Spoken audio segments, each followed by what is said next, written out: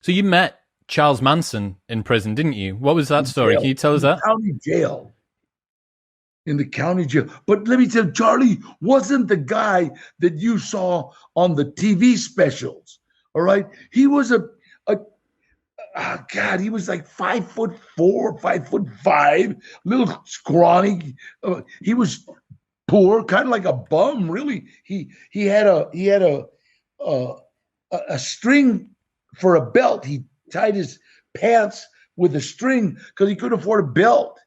And everybody else, we dressed, cool, ironed our pants, and so some of the prisoners were going to take advantage of him because they take advantage of anybody that's small, and we found out that he could hypnotize you, so we let him sleep in front of our cell to make sure that nobody would hurt him, and he got us loaded on weed, and 3 of the guys in the cell. Everybody else had like 6 guys in their cell. We only had 3 because we were special. I had 2 killers with me.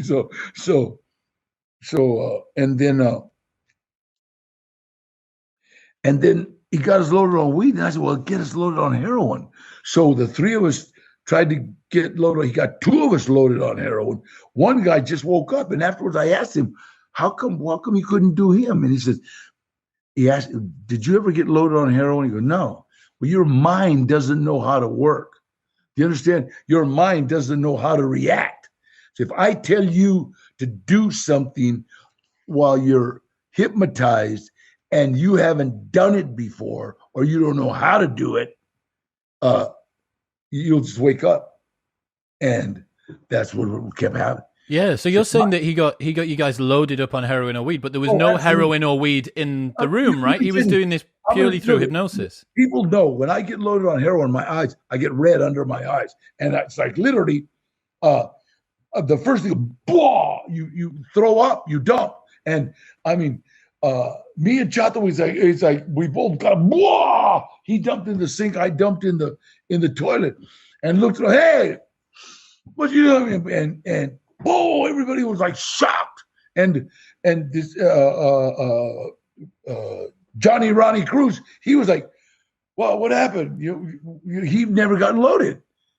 And boy, I was sorry when they transferred Charlie out. You've basically got unlimited access to anything that you want because he can just keep on hypnotizing you back into it. What was he in for? Do you know why he was there? Yeah, I have no idea. He was nothing of any, because he was a petty thief. He wasn't, and not to speak ill of the dead, but Charlie couldn't have done that any place, any time, but right there. And my friend George Perry knew him in Frisco, knew him in Oakland. Okay. And he was a scrawny little hippie. And the girls that he got, Linda Kasabian, all of them were broken. All of them, they were up in Oakland and San Francisco being ripped off by the pimps and raped by the pimps. And so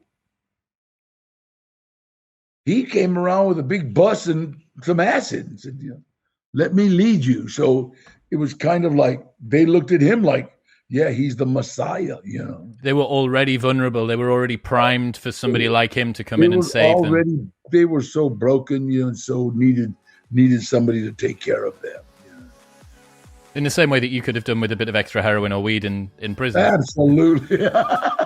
Thank you very much for tuning in. If you enjoyed that, then press here for the full, unedited episode. And don't forget to subscribe. It makes me very happy indeed. Peace.